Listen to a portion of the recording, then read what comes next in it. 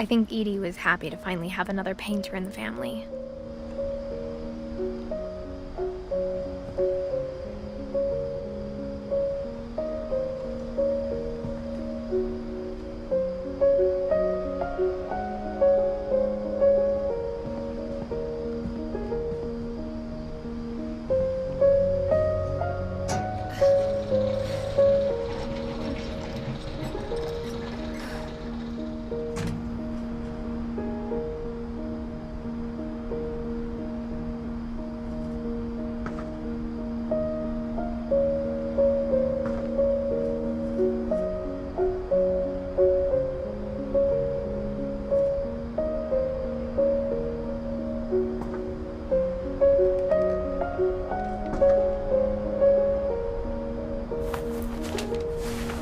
Milton Finch in The Magic Paintbrush.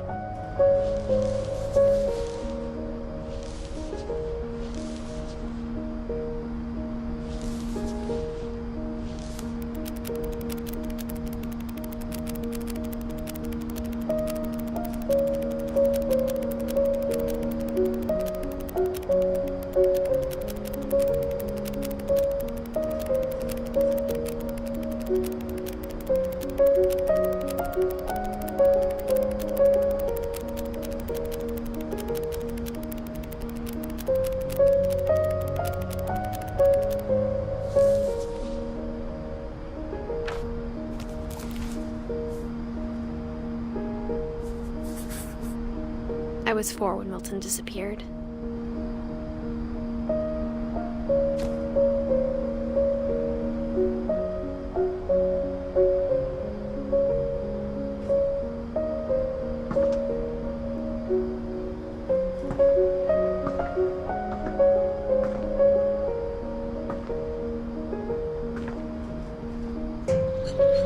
Mom spent months searching for my brother. Then she sealed the doors.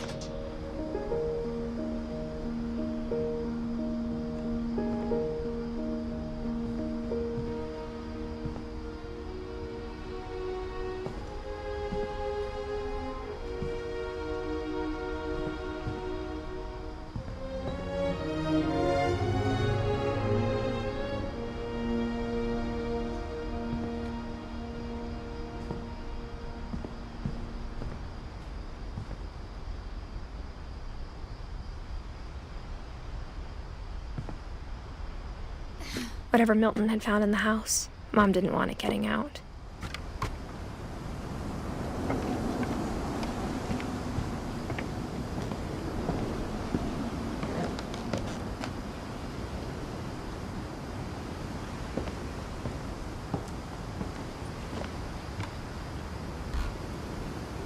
After Milton disappeared, the only thing he left behind was a room full of paintings.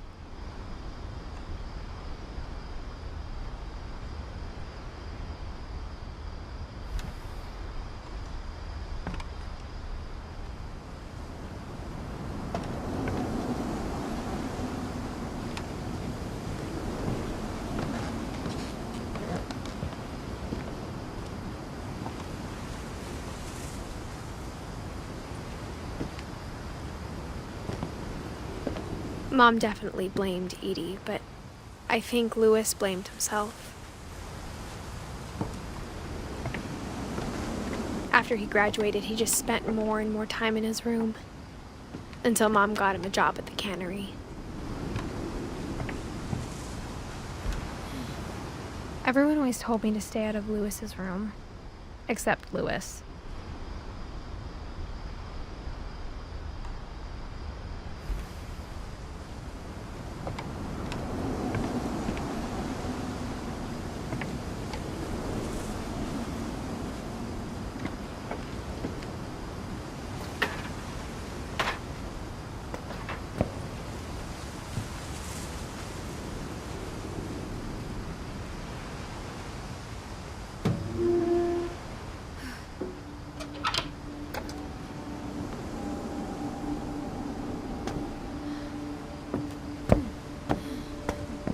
Louis's room smelled very, very familiar.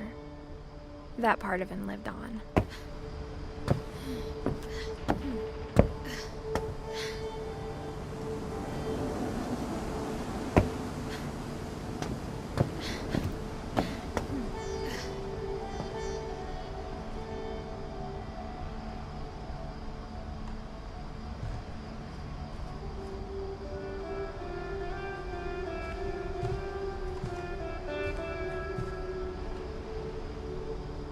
Lewis and I spent a lot of time playing games together, but he was surprisingly bad at them.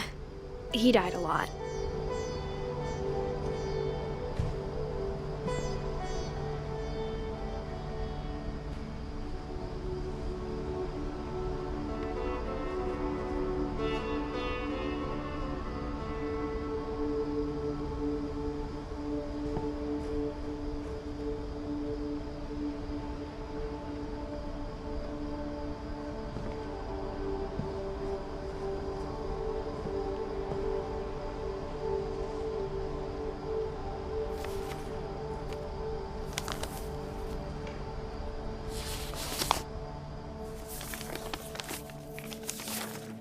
Dear Mrs. Finch, as Lewis's psychiatrist, I can understand your desire for an explanation.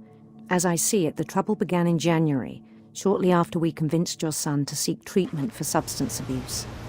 Newly sober, I believe Lewis first noticed the monotony of his daily life.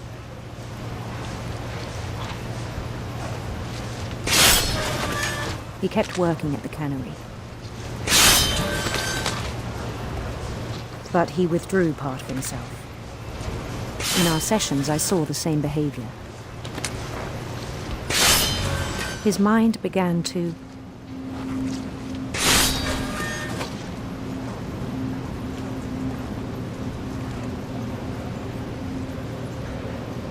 wander.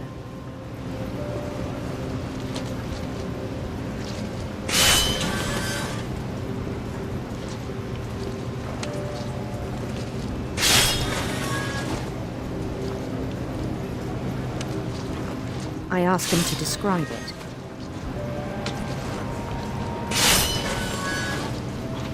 He said he started small, imagining a labyrinth.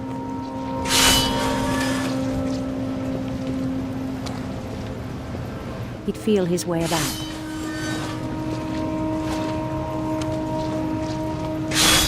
Then something moved. Bats. And toads.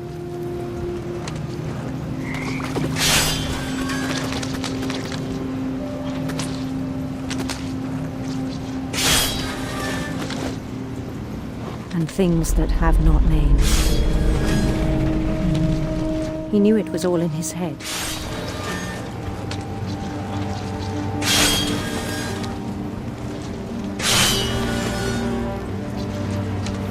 But he took it very seriously. I had hoped he'd find himself.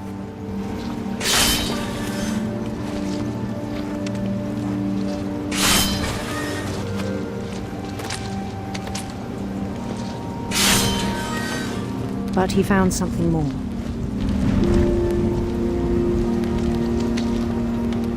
I worried about him then, daydreaming at the cannery.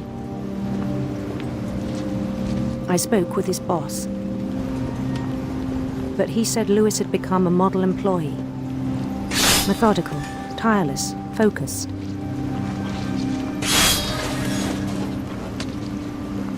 Like a whole new Lewis. So I let him go on.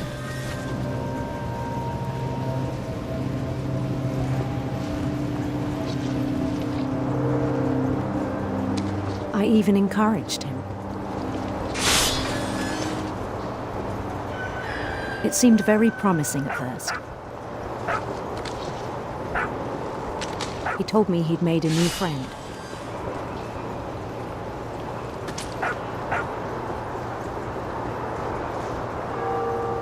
On the edge of a city he named Lewis Topia. He built the city up slowly, brick by brick.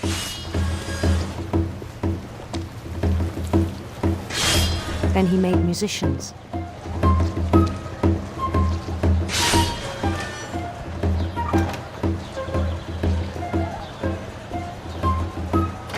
And songs for them to play.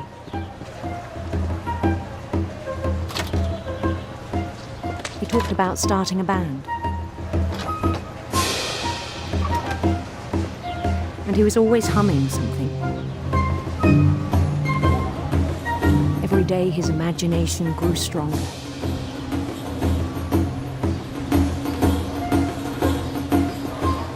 He no longer spoke at the cannery, but his chopping was as reliable as ever. Then one day it struck him that all the cheering crowds, even the stones under his feet, were all in his imagination, so he could do whatever he wished.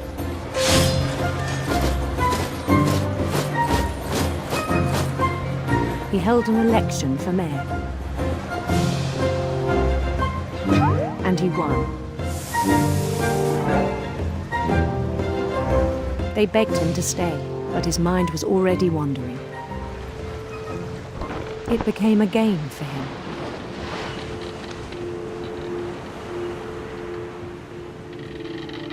He'd conquer a city, then immediately push on.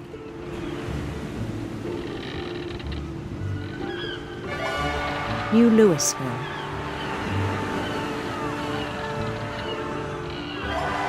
St. Louis. He started drifting away from our reality.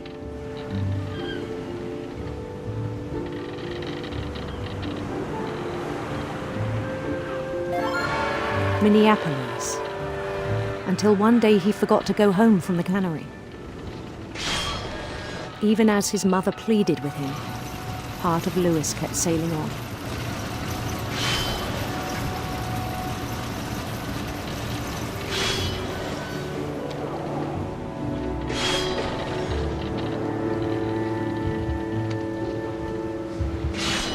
In Louisburg, he heard rumors of a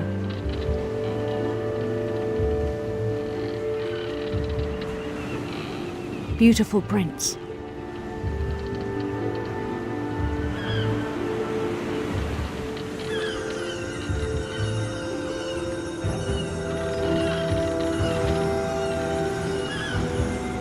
The prince was on his own quest for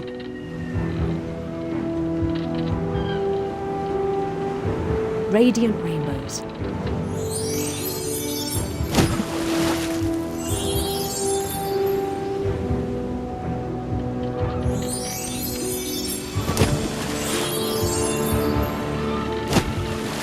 He followed the sound of his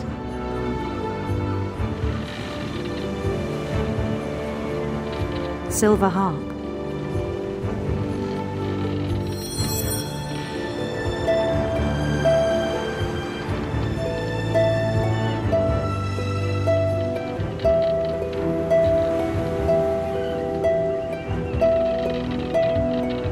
His chase led him to a golden palace east of the sun and west of the moon. Even then, his logic remained sound. He knew the world was all in his imagination.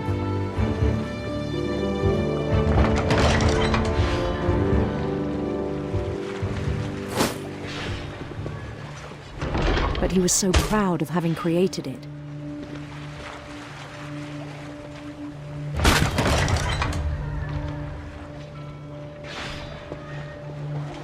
In his own eyes, he'd become something greater than a king.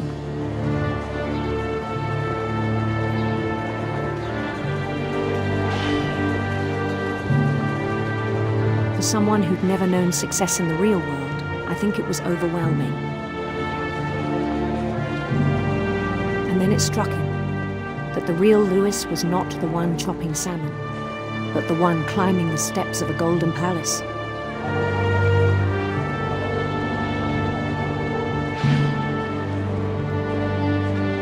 My imagination is as real as my body, he told me.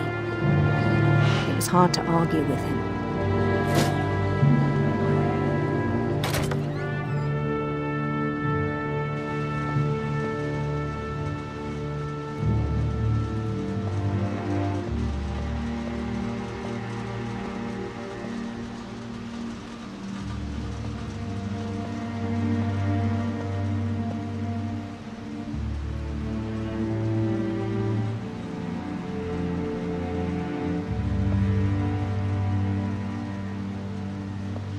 Began to forget the world we know.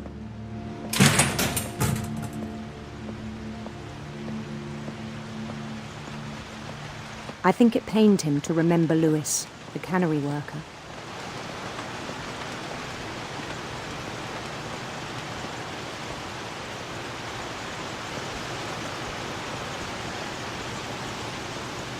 He began to despise the man with a royal contempt.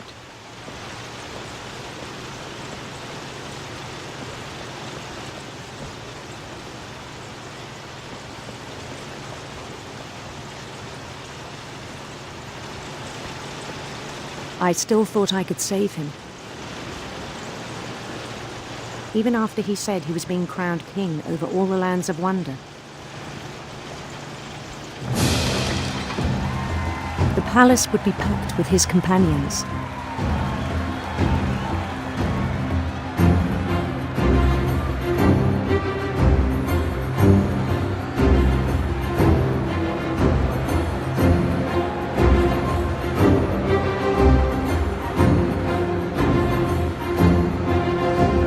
Including the wise Calico who'd insisted on inviting them.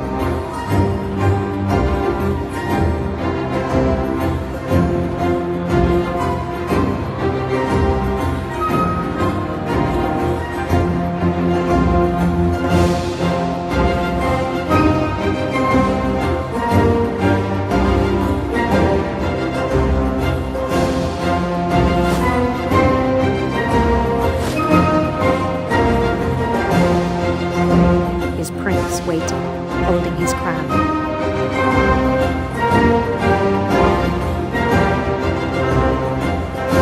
There was only one thing left to do.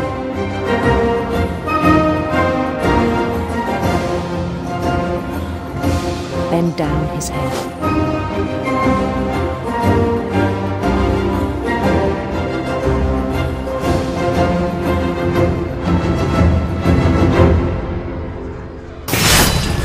The rest I think you know. Mrs. Finch, your son was a kind man who will be missed by all of us who knew him.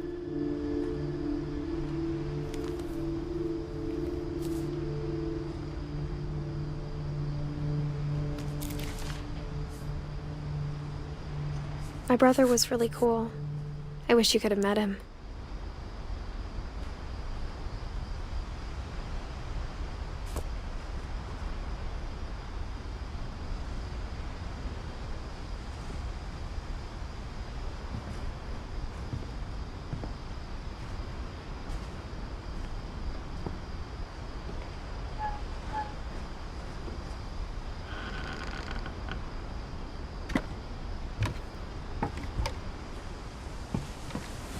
On the way back from Lewis's funeral, my mom told me to start packing.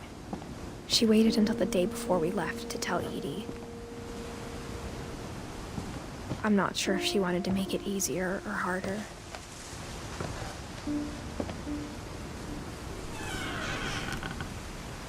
I wish we'd stayed. But I understand why we left.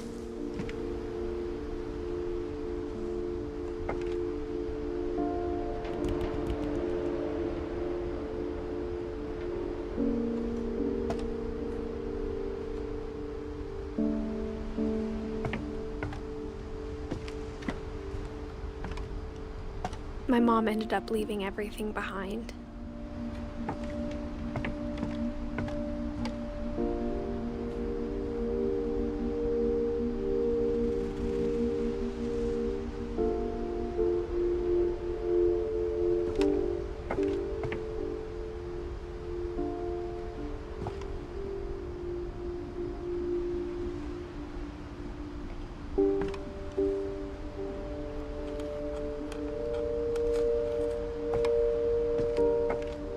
What happened that night had been coming for a long time. Maybe it should have come sooner.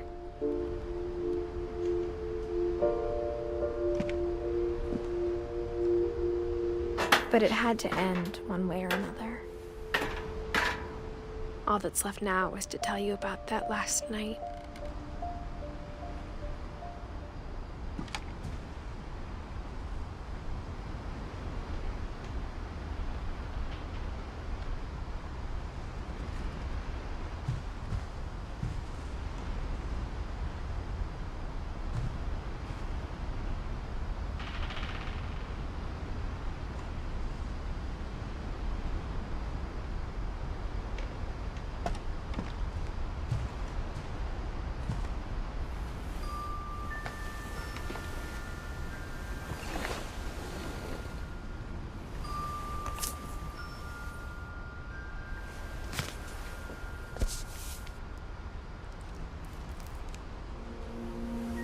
whole last day, Edie just watched us pack and didn't say a word.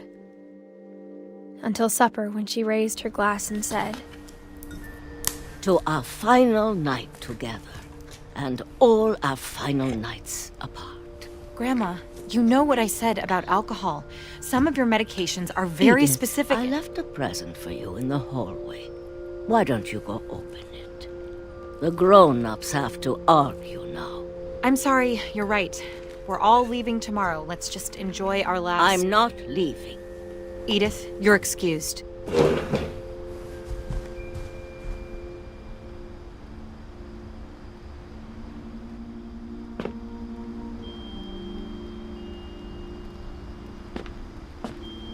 The power had been shut off that morning, but Edie always had plenty of candles.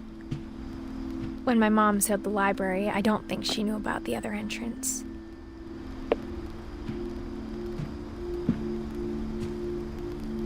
Or that Edie had a key to it.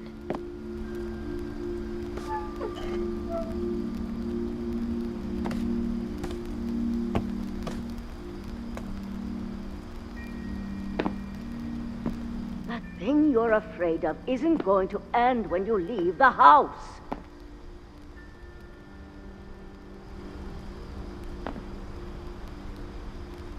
Edith has a right to know these stories.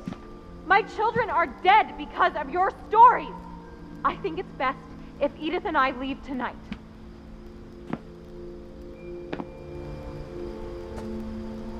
We'll have the nursing home send a van for you in the morning, okay?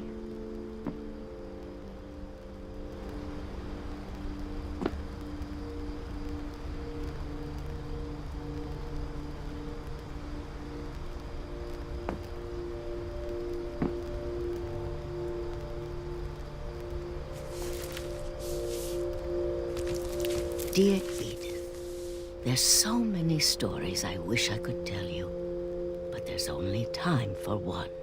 This is about what happened on the night you were born.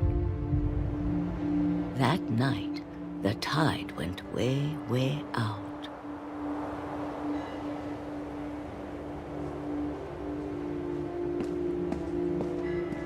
It was the first and last time I ever saw the old house aground. There'd been an earthquake out in the middle of the ocean. They called it the lowest tide in 1,000 years. God, it smelled awful. You know, I've seen that house every day of my life. But I never thought I'd go back to it. When the fog rolled in, I lost my way.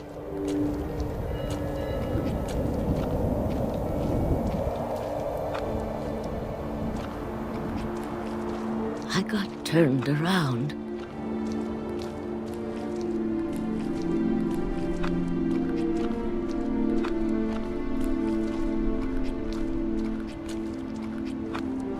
For a while, I wandered. I started seeing things.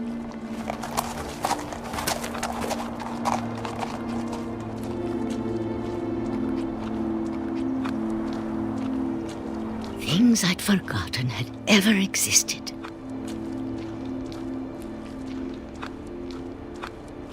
But when I saw them, they felt like old friends. That night, a lot of things came back to me. Or maybe I came back to them.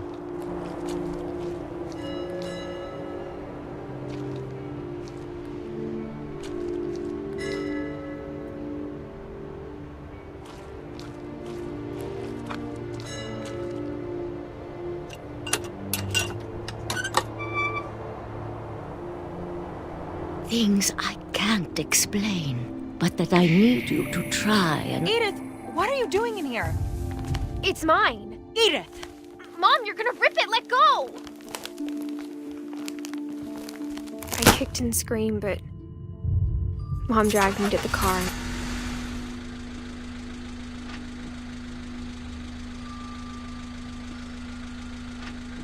I never saw Great-Grandma Edie again. The next morning, the van came to pick her up, but she was already gone. After that, we moved around a lot.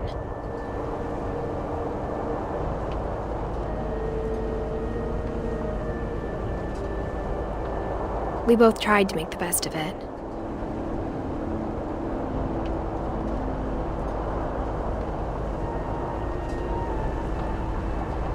A few years went by.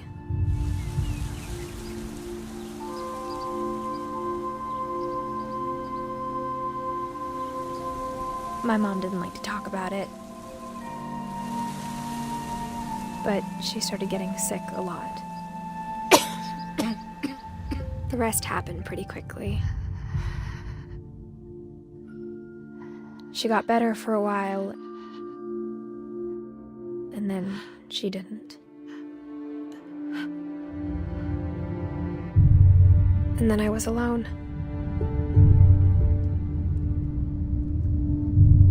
The last Finch left alive.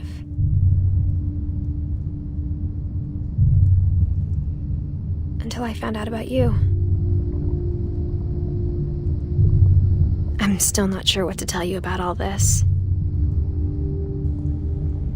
If we lived forever, maybe we'd have time to understand things. But as it is, I think the best we can do is try to open our eyes. And appreciate how strange and brief all of this is.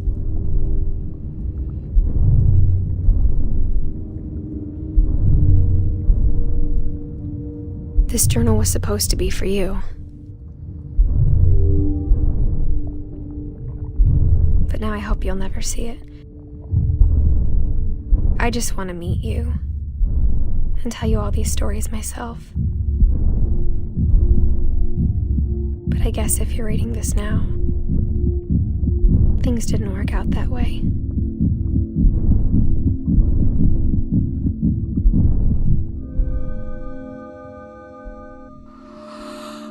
This is where your story begins. I'm sorry I won't be there to see it. It's a lot to ask, but I don't want you to be sad that I'm gone. I want you to be amazed that any of us ever had a chance to be here at all. Good luck.